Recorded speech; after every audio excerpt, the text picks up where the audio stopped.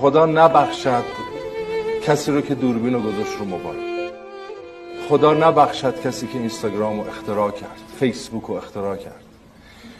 زندگی بشر نابود شد با فضای مجازی، با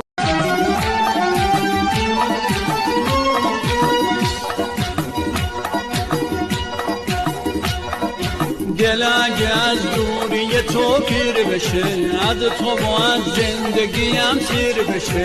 دل اگه از دوری تو پیر بشه، از تو باید زندگیم سیر بشه.